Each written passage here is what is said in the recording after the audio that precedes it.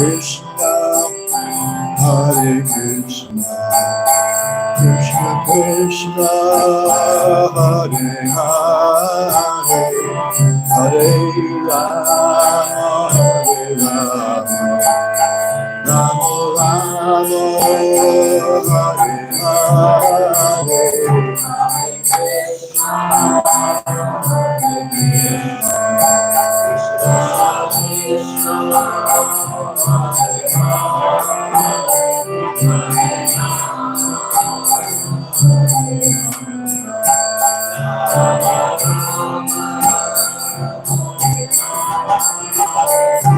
Hare Krishna, Hare Krishna, Krishna Krishna, Hare Hare, Hare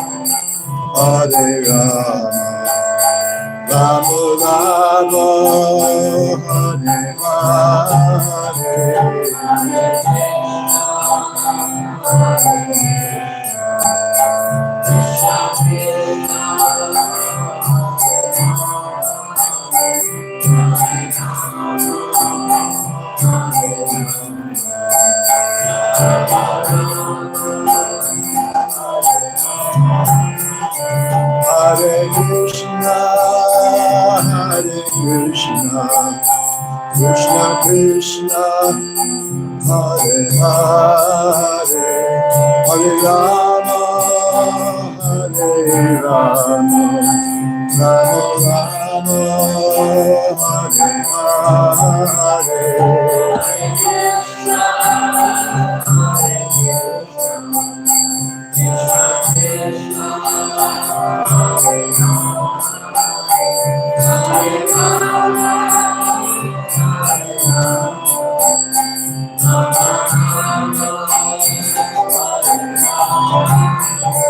Hare Krishna, Krishna Krishna, Hare Hare, Hare Ram, Ram Ram, Hare Hare.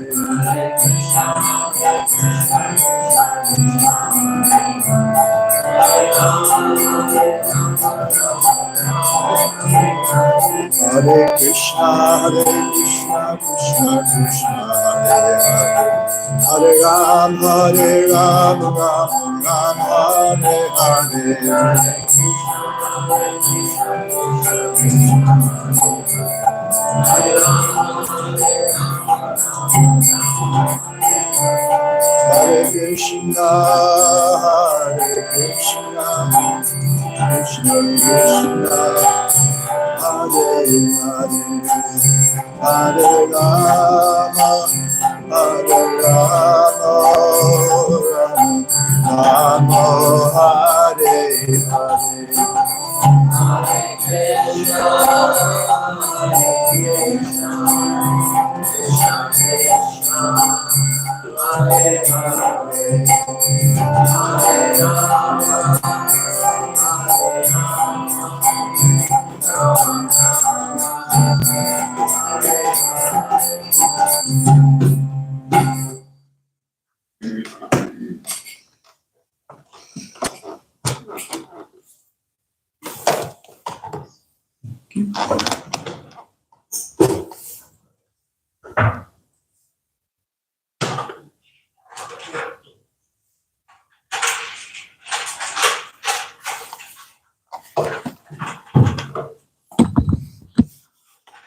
Om Namo Bhagavate Vasudevaya.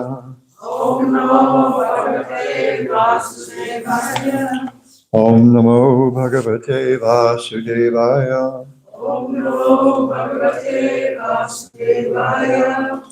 Om Namo Bhagavate Vasudevaya. Om Namo Bhagavate Vasudevaya.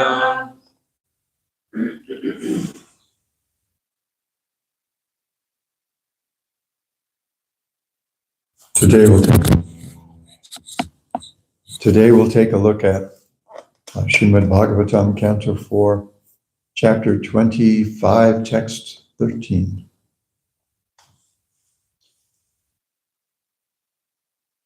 Sa ekada himavato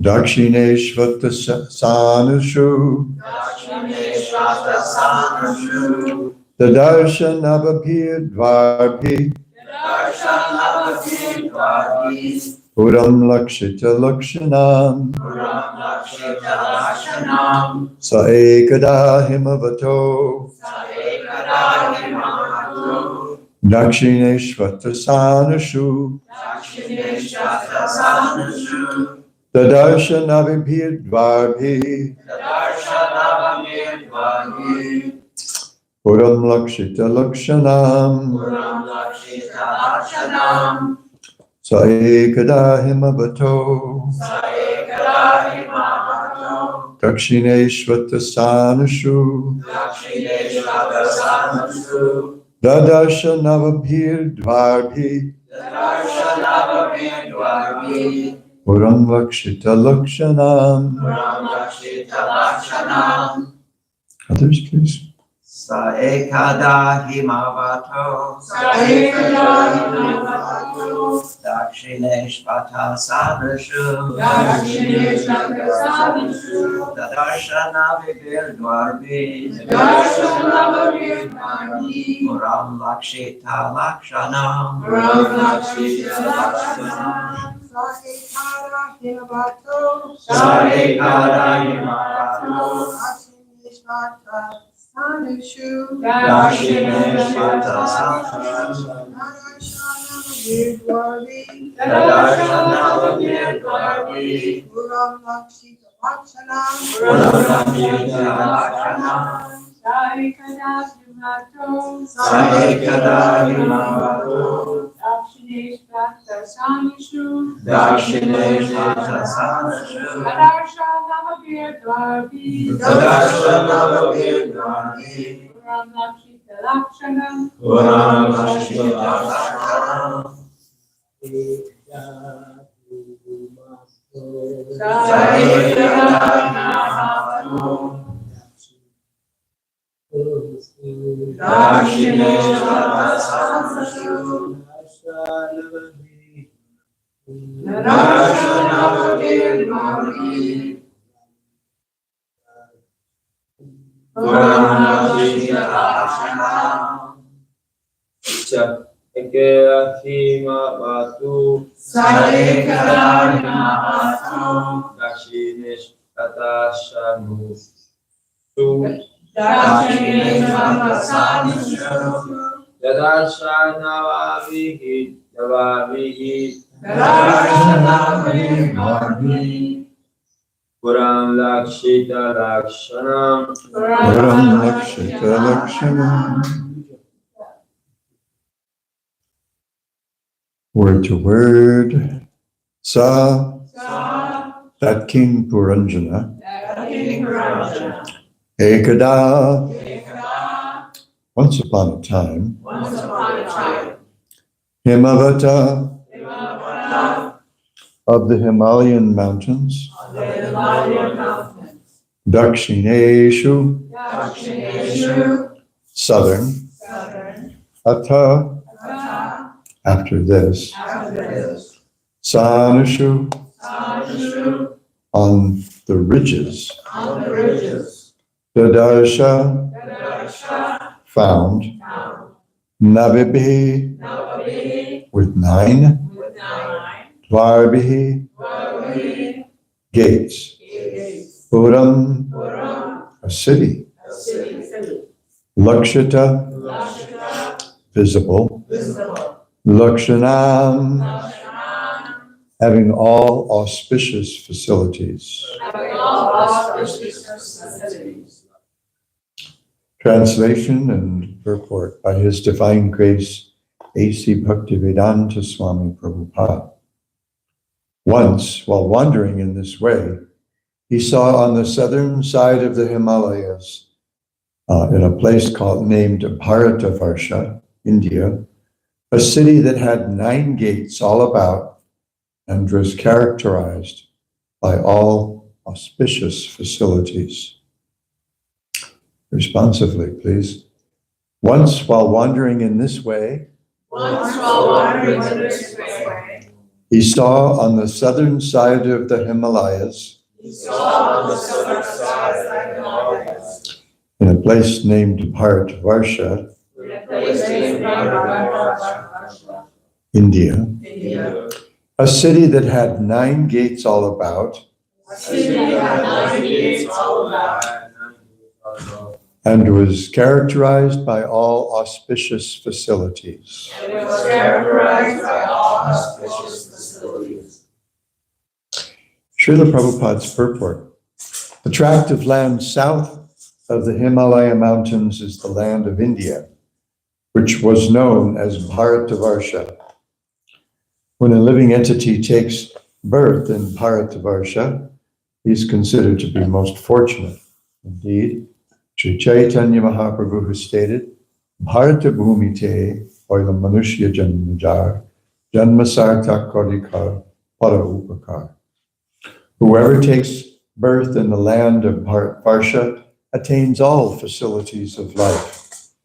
He may take advantage of all these facilities for both material and spiritual advancement, and thus make his life successful. After attaining the goal of life, one may distribute his knowledge and experience all over the world. In other words, one who takes birth in the land of Bharatavarsha, by virtue of his past pious activities, gets full facility to develop the human form of life. In India, the climatic condition is such that one can live very peacefully without being disturbed by material conditions. Indeed, during the time of Maharaj Yudhishthira or Lord Ramchandra, people were free from all anxieties. There was not even extreme cold or extreme heat. The 3 kinds of miserable conditions, adhyatmika, adhibhautika, and adhidaivika, miseries inflicted by the body and mind itself, those inflicted by other living entities, and natural disturbances, were all absent during the reign of Lord Ramchandra or Maharaj Yudhishthira. But at present, compared to other countries on earth, India is artificially disturbed. Despite these material disturbances, however, the country's culture is such that one can easily attain the goal of life, namely salvation or liberation from material bondage.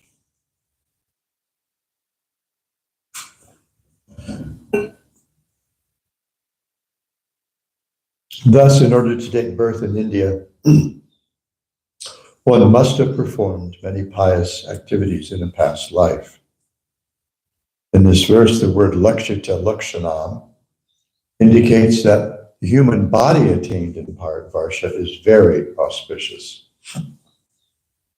Vedic culture is full of knowledge, and a person born in India can fully take advantage of Vedic cultural knowledge and the cultural system known as Varnashrama Dharma. Even at the present time, as we travel all over the world, we see that in some countries, human beings have many material facilities, but no facilities for spiritual advancement. We find everywhere the defects of one-sided facilities and the lack of full facilities.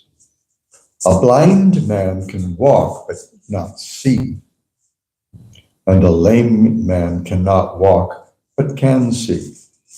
Andha pangu nyaya. The blind man may take the lame man over his shoulder, and as he walks, the lame man may give him directions. Thus, combined, they may work, but individually, neither the blind man nor the lame man can walk successfully. Similarly, this human form of life is meant for advancement in spiritual life and for keeping the material necessities in order. Especially in the Western countries where there are ample facilities for material comforts, but no one has I'm sorry. Especially in the Western countries, there are ample facilities for material comforts, but no one has any idea of spiritual advancement. Many are hankering after spiritual advancement, but many cheaters come, take advantage of their money, bluff them, and go away. Fortunately, the Krishna consciousness movement is there to give all facilities for both material and spiritual advancement. In this way, people in the Western countries may take advantage of this movement. In India, any man in the villages unaffected by the industrial cities of India can still live in any condition and make spiritual advancement. The body's been called the city of 9 gates, and these 9 gates include 2 eyes, 2 ears, 2 nostrils, 1 mouth, a genital, and a rectum. When the 9 gates are clean and working properly, it is to be understood that the body is healthy. In India, these 9 gates are kept clean by the villagers who rise early in the morning, bathe in the well or the rivers, go to the temples to attend Mangalarati, chant the Hare Krishna Maha Mantra, and take prasad. In this way, one can take advantage of all the facilities of human life. We're gradually introducing this system in different centers in our society in the Western countries. One who takes advantage of it becomes more and more enlightened in spiritual life. At the present moment, India may be compared to the lame man, and the Western countries to the blind man. For the past 2,000 years, India has been subjugated by the rule of foreigners, and the legs of progress have been broken. In the Western countries, the eyes of the people have become blind due to the dazzling glitter of material opulence. The blind man of the Western countries and the lame man of India should combine together in this Krishna consciousness movement. Then the lame man of India can walk with the help of the Westerner, and the blind Westerner can see with the help of the lame man. In short, the material advancement of the Western countries and the spiritual assets of India should combine for the elevation of all human society. Om Jnana Timirandhasya Jnananjana Shalakaya Chakshurunmilitam Yena Tasmai Shri Gurave Namah Mukhaṁ karoti vachalam pangum langhayate girim yat kripatamaham bande Shri Gurun Dinataranam Shri Chaitanya Manobhishtam Stapitam Yena Bhutale Swayam Rupa Gadamahyam Dadati Swapadantikam Nama Om Vishnu Padaya Krishna Preshtaya Bhutale Srimate Bhakti Vedanta Swaminiti Namine Namaste Saraswati Deve Gauravani Pracharine Nirvishesha Shunyavani Paschatidesha Charine Vancha Kalpatarubhyascha Kripa Sindhubhya Evacha Patitanam Pavanebhyo Vaishnavebhyo Namo Namah.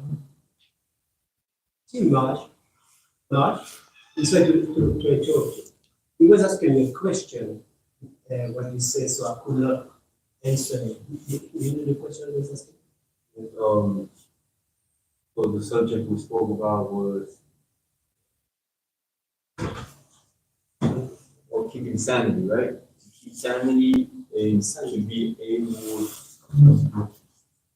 to be within that, not just the surface to see further within, but to keep sanity, like to keep sane, be able to keep saying you need to be able to look within, like profoundly. Profoundly, yeah.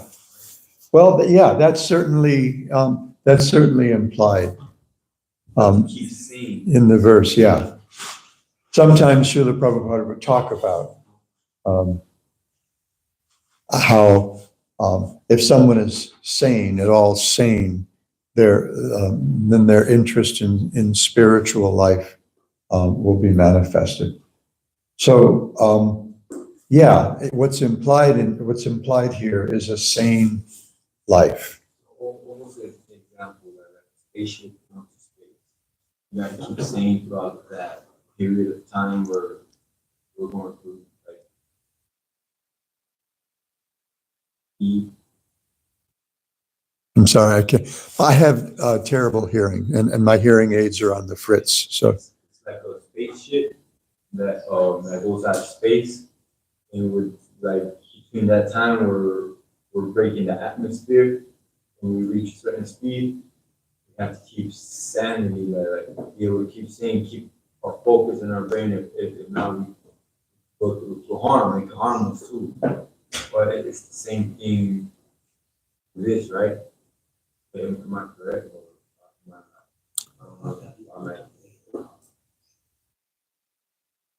But if you have a question, you can ask later, because they have to do stage. So you can ask. Yeah, we can, I'm going to try very hard to leave time for questions at the end. Srila Prabhupada in his commentary here, in his purports, he makes a couple of points that I want to address. So the verse again, so ekadahima vato dakshineshvata sanashu, the darshanavabhi dvarbhi puram lakshita lakshana. Interesting how we see in languages around the world, there are so many words that are, in linguistics, they call them cognates. So here we see dvara in Sanskrit means gate or door. And it's the same thing in Russian. I don't remember. Russian has a lot of words that are borrowed. And their word for door or gate is dvera. Dvera. So I just noticed that. Once while wandering in this way, he saw on the southern side of the Himalayas a place named Bharatavarsha. In a place named Bharatavarsha, India, a city that had 9 gates all about and was characterized by all auspicious facilities. So the main point that's being addressed in this verse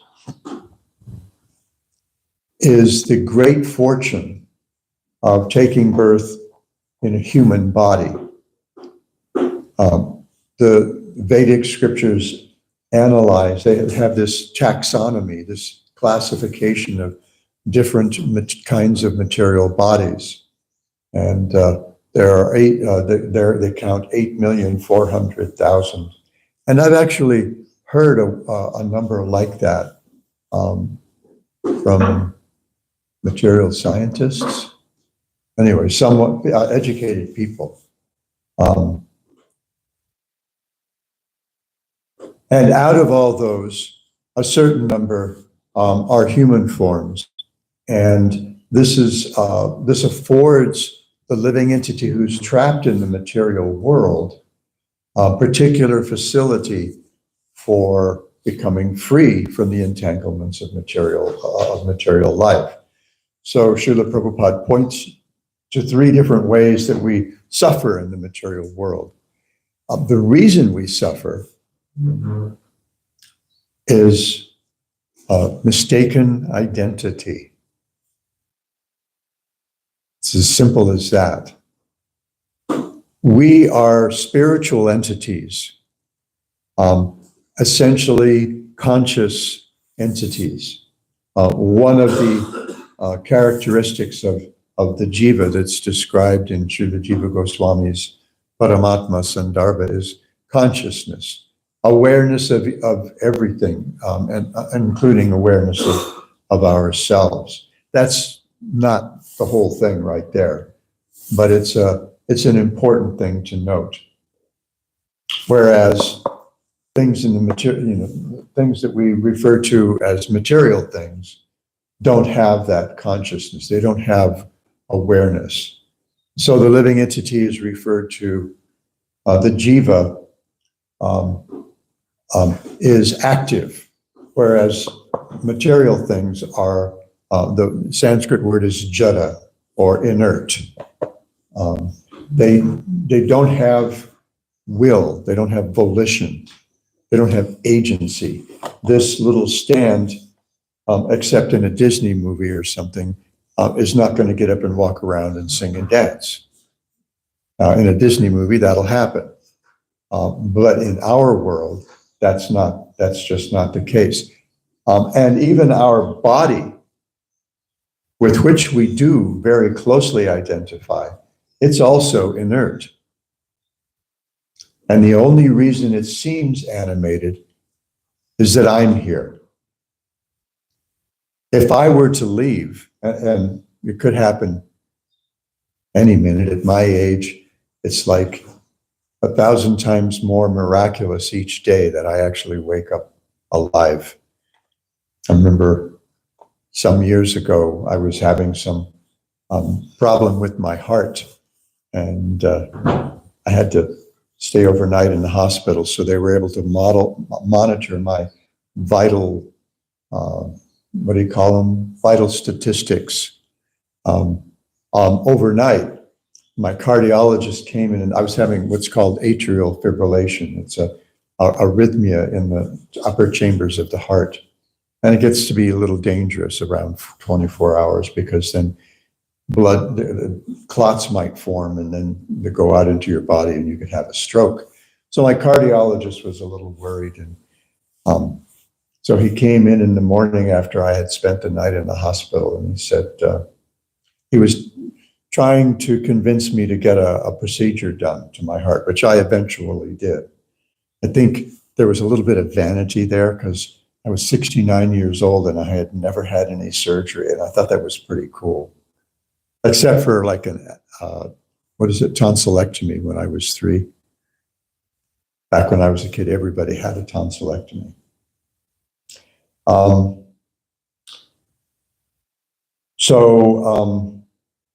I was feeling kind of proud, because I was 69 years old and I'd never had any surgery. And he said, but here's the thing. You're waking up with the heart rate in your 40s, in the 40s. I have a low heart rate, probably because I was very, very active most of my life, until the last few years, apparently. And he said, you're waking up with a heart rate in the 40s, and you're waking up with atrial fibrillation. And I don't want you to wake up one day with a heart rate of 0.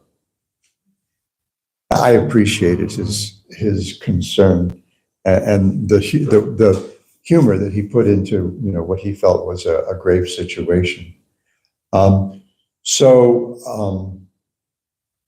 At my age, it's like really a miracle to wake up, and I wake up every morning and I thank the Lord, and I thank that baby aspirin that I took the night before. And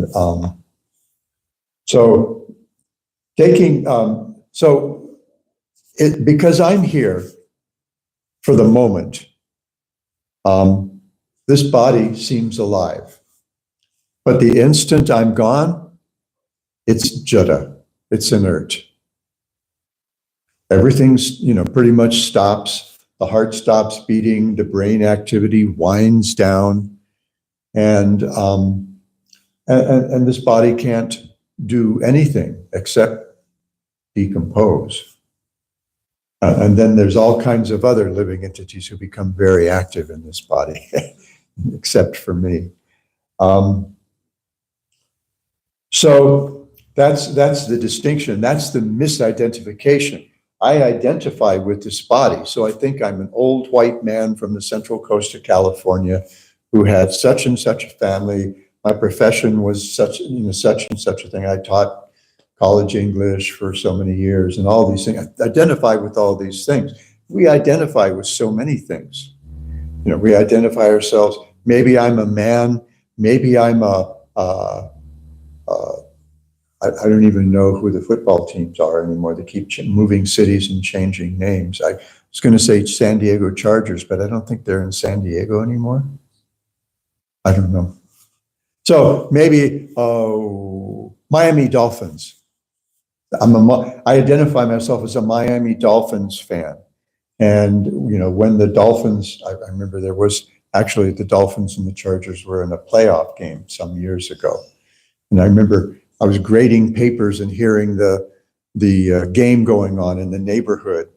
And you could hear people cheering and groaning and cussing and all kinds of things when things were happening. Very dramatic game. So I ended up listening to the second half of the game on the radio, and it was a very dramatic game. You'd have to be pretty clever to have written the script for that game. There were I think the Chargers won with a field goal or something like that, like in the very last play of the game. Very exciting. They didn't win the Super Bowl though. But of course, when that happens, everybody who identifies with the team, they party. They go out, get drunk, and they trash the city.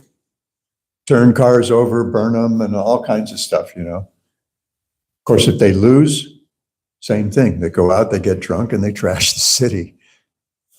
There are things going on in this world that might be a little hard to understand. So because we identify with all these things, I identify myself as an American. Therefore, I'm supposed to hate, who am I supposed to hate this year? Russia. I'm supposed to hate Russia. And Vladimir Putin, not one of my favorite people in the world, is the embodiment of all evil, right? And Volodymyr Zelensky, he's a hero. Because I'm an American, and that's, you know, and if I identify with the Democratic Party, then, well, nowadays, I think I was mentioning this the other day, I grew up in the Washington, D.C. area. So I had neighbors. I had friends whose fathers were congressmen, senators, cabinet officers, and sub-cabinet officers, and high-ranking military and civilian people in the government. And back then, they used to hang out together, regardless of party, on the weekends, in the evenings, stuff like that. Nowadays, they don't even want to think about each other. The Democrats and Republicans, you can't get them on the same continent hardly. So because of all these identifications, then we've got to have, we create things like different categories of us and them. So because of misidentification with this material world, I think this is me, but this isn't really me. Because when I leave this thing, it's going to start to decompose, and I'm going to move, the consciousness that animates this body is going to move to another place. So, I think I wanted to do that because I wasn't sure of our audience. So, Srila Prabhupada mentions the three broad kinds of ways that we suffer in this material world due to that misidentification. Adhyatmika, adhibhautika, and adhidaivika. Miseries inflicted adhyatmika by our own self, so-called self, by our own body and mind. I'm not going to go into the whole list of things that go wrong with us, especially when you get a little, when you get close to 30, like I am. There's just all kinds of things that start to go kapukahi, as we say in Hawaiian Pidgin, all out of whack. And then the adhibhautika, those miseries that are inflicted by other living entities, mosquitoes, the guy who gets out at the stoplight and punches us out, or shoots us. I remember in the late 80s and the 90s, there was like an epidemic of road rage that culminated in murder right there on the streets. I remember there was a murder that happened at an intersection in the part of San Diego where I lived, and I was like a block away at the chiropractor's office, and you could hear the gunshots, and it's like, holy, what the heck? And sure enough, someone had gotten ticked off at someone at at the intersection, got out and shot him. Or, the germs in my body that, that created, I was struggling with the cold for a couple of weeks. So we suffer it because of these other living entities. And adhidaivika, the forces of nature. And the Vedic scriptures makes everything personal, sees everything as personal, including nature, including the forces of nature. So there's a person behind the wind, there's a person behind the rain, there's a person behind sunshine and moonshine. So adhidaivika, or apparently inflicted by the gods. And so he points out that there's a way to get free from all these things. And that's the human form of life. And because of the way the verse is written, he takes the opportunity to particularly extol having the good fortune of taking birth in a human form in India. So he starts his purport by citing this verse from Sri Chaitanya Charitamrita. Bharata Bhumi te koila ahoila manashya janma jar janma sarta kariko pada upakar. That those human beings, those persons who've been fortunate enough to take birth as a human being in India, their business, their essential business, their most important business, is to perfect their lives spiritually, and then kara para upakar, and then to engage in activities for the benefit of the rest of humanity. Srila Prabhupada says, after attaining the goal of life, one may distribute his knowledge and experience all over the world for humanitarian purposes. In other words, one who takes birth in the land of Bharatvarsha by virtue of his past pious activities gets full facility to develop the human form of life and benefit other people by virtue of that perfection, having attained perfection. So this is the ultimate goal of human life. And nowadays, that facility is being afforded to people outside India. The knowledge that's given by the Vedic scriptures has been made available by our beloved spiritual master, His Divine Grace A.C. Bhaktivedanta Swami Prabhupada, in the form of his books and his correspondence and the talks that he had with us, the lectures he gave in the temples over the 12 years that he was teaching around the world. So he's made more than just Indian people fortunate. And it has become, therefore, our responsibility to share that good fortune with others. The best way to respond to good fortune, the most noble way, I guess, to respond to good fortune is to share that good fortune with others. If you win the super lottery, Powerball, we don't have this stuff in Hawaii. You win the Powerball, you could win some enormous amount of money. But the stories of people's lives after winning the lottery, it's bad for the most part. The stories of greater misfortune visiting people after winning the lottery, because generally these are people who don't know how to manage that kind of money. And the first thing that happens is, in some states, I think the legal requirement is that in order to accept the check, you have to publicly acknowledge that you won the lottery. so that they've got a face. Look, come on, when you go to 7-Eleven or you go to the Quick Time or whatever, get your lottery tickets. You could be as lucky as, Jimmy Ackerman here, who, went from, living in a, what was that song? 4x5 2-bit room or something. No, 10 by 12 4-bit room or something like that.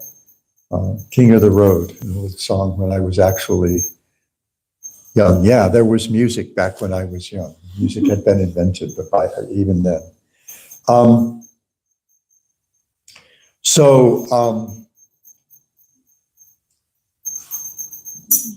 The best thing to do with that good fortune is to share it with others. And actually, the good fortune that comes from that sharing actually multiplies that person's good luck.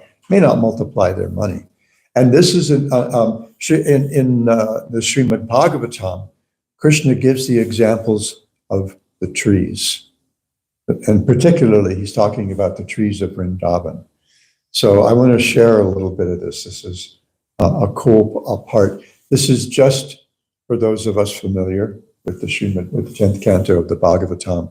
This is at the end, this is narrated just after the Gopi Vastrahārana Lila. So it's the dead of winter, and Krishna has shown his mercy to the young gopis of Vrindavan by stealing their clothes while they're bathing in the river in the dead of winter. That's a whole thing. But, and here there's a transition to where Krishna is going to show his mercy to another group of women, interestingly. And that is the wives of some big shot brahmanas who live in the big city of Mathura. Krishna's from a bucolic village of cowherd people. And Mathura is like the capital city. It's like when I was a kid, you'd have on what was that show we were? Lassie.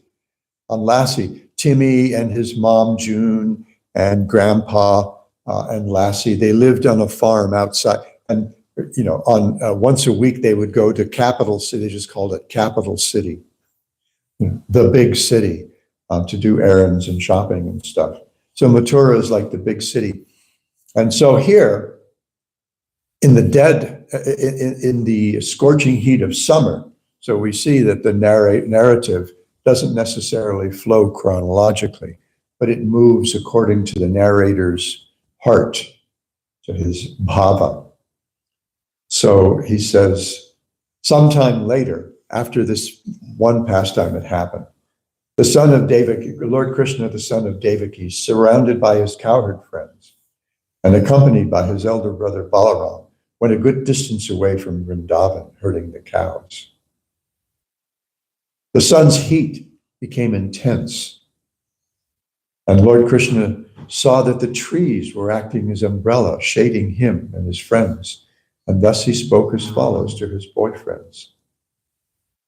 And Lord Krishna said, O Stoka Krishna, O Angshu, O Sri Dama, Subala, and Arjuna, O Vrishapa, Ojasvi, Devaprastha, and Varutapa.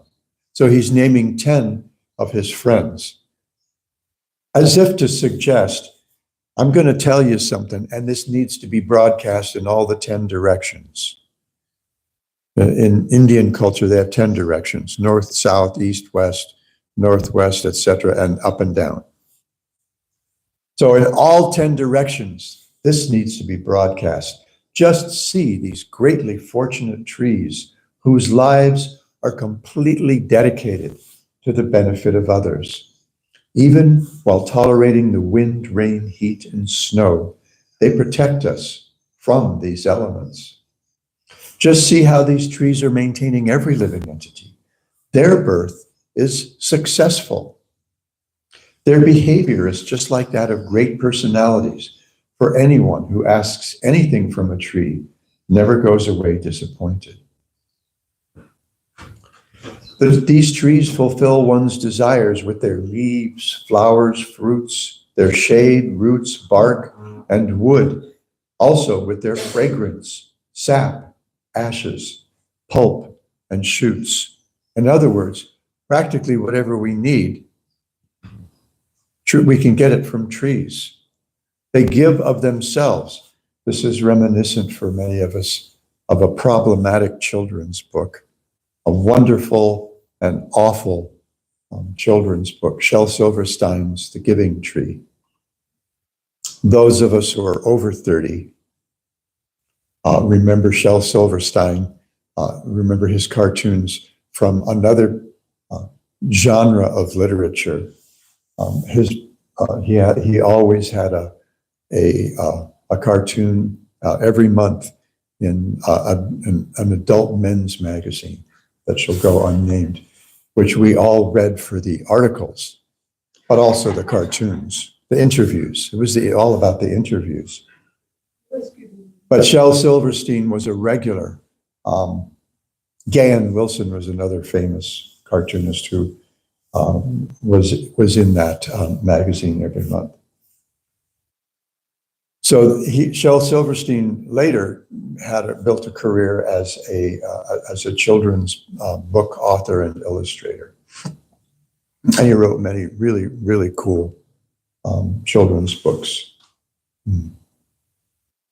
where the wild things are. But one was The Giving Tree, and ultimately the tree gives its entire life for the benefit of others, and that kind of reminds it. Now, we have a problem with that book sometimes when we read. We don't know how to respond to the ending of the book because the tree's been completely exploited. Its boundaries, its own needs were completely ignored, but the tree just keeps giving. Now remember, there's a novel that came out a few years ago, a prize-winning novel called The Understory. About it's this big, complicated novel that I haven't actually finished yet, because I had other things to do, but it's about our relationship with trees and forests, how problematic that relationship has become. But here, Krishna is glorifying the trees as the benefactors of all living entities. They're giving us shade right now. And they give us leaves for decorating things, for food sometimes. They give us flowers, fruits, roots, bark, wood, and they give us fragrances. They give us their sap. They give us their ashes, which are used for fertilizer or used for polishing metal, things like that. Pulp and shoots. They give us their all. And so then he cites a verse. He says something that Srila Prabhupada, that we find in Sri Chaitanya Charitamrita, describing the necessity for human beings who have this good fortune of having a human body, and especially having a human body and been able to make our lives, human lives, successful by spiritual realization. So he says, Etava janma sapalyam dehinam ihadehishu pranay rartay diyavacha shreya acharanam sada. He says it's the duty of every living being to perform welfare activities for the benefit of others with their life, wealth, intelligence, and words. And Srila Prabhupada, following the commentators on this verse, says that these are the things we have to give, our whole life. He says, but if you can't give your whole life, then use your wealth for the benefit of others. If you don't have wealth to give for the benefit of others, then use your intelligence. And he looked at us and he said, write books about Krishna consciousness, articles for our Back to Godhead magazine. And if you don't have that kind of intelligence, then your words. Tell whomever we meet about Krishna's mercy, which was first here shown to the young women of Vrindavan, and later will be, in the next chapter, will be bestowed on the wives of these big shot Brahmins who are a little full of themselves, but the wives have soft hearts, as we'll see when we read that. I think this is what time allows me right now, and I'm going to stop and entertain any further discussion. Any questions or comments?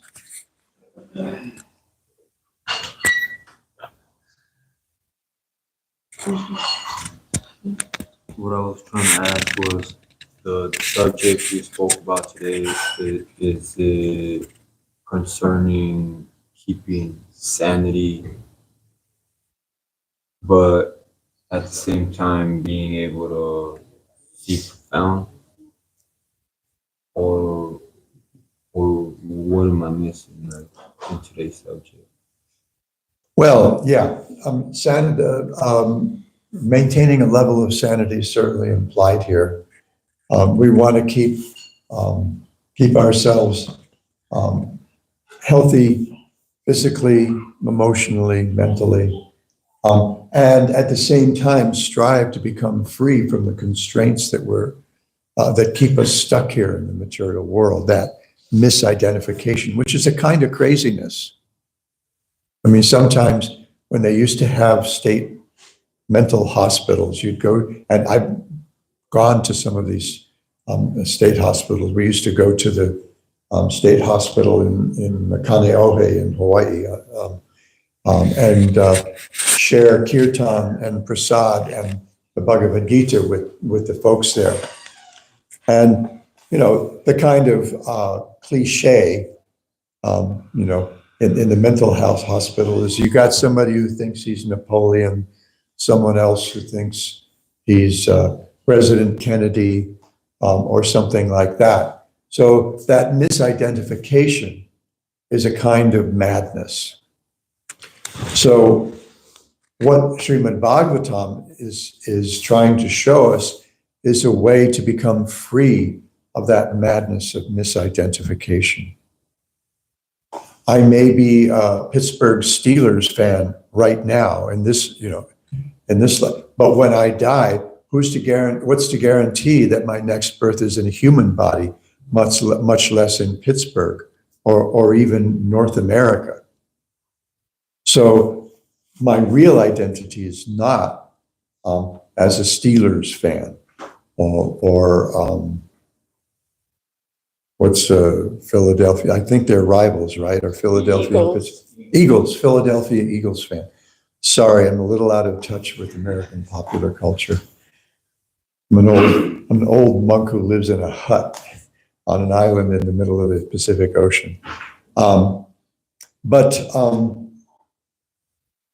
So, you know, we want the kind of sanity that can be given by understanding who we really are, which is spiritual entities intended to reunite with our source, with God, with the absolute truth, with Krishna in love. Right now, we are, since we're invoking some tropes from popular culture, looking for love in all the wrong places. We're looking for love in people whose ability to reciprocate is crippled by their own insanity, by their own, to the extent that it's their own misidentification. But Krishna is described at the very first word in one of the scriptures that we studied, the Bhakti Rasamrita Sindhu, which is about the science of loving God. And he's identified as Akhila Rasamrita Murti. In other words, it's God only who can actually respond fully to all kinds of love. He can actually reciprocate all kinds of love. And he can respond, he can reciprocate with that love in a full-throated way. There's not going to be any restriction. He'll give all his love to each of us. Good trick, but it's not such a trick for him. We see that when he lived as a boy in Vrindavan, he held a mountain on the pinky finger of his left hand for a whole week. So being able to give all his love to each and every one of us, not that big a trick for him. So if we actually understand who we really are, that's our sane condition. And if we see who we really are and behave as who we are eternally conscious entities capable of loving, capable of awareness, and capable of loving and growing the joy that comes from love. Because as we learned when I was actually young, back in the 60s, from these 4 sages from Liverpool, all you need is love.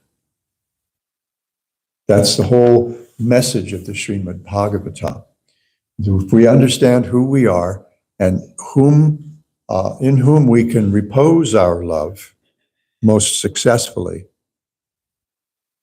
then that's a successful human life. And we want to share that kind of sanity with others so that they can, you talked about like a rocket, they can break free of the gravitational pull of the false sense of identity, which keeps us bound in this world where we're suffering these 3 kinds of difficulties that were mentioned in this purport. Difficulties created by our own mind and body, difficulties created by other living entities, and difficulties created by the forces of nature. Is that okay? Does that help a little? Sure. Thank you. What is your name? Fire. Ofar? Yes, sir. Nice to meet you. Good question. My name is Eric. Eric? My brother. Eric. Oh, your brother's cool. Nice. And this is your first time here? This is his first time. I decided to bring him with me. Oh, cool. He didn't show me discipline. There you go. Being, that kindness, showing kindness to others. You've got the good fortune of knowing about this center, and you're sharing it with your brother. That is human life. That's sanity. That's love. That's real love. Anything else quickly? Because I intend to get some breakfast this morning. Okay, it's okay. All right, Grantaraja Srimad Bhagavatam Ki Jai, Gaura Bhakta.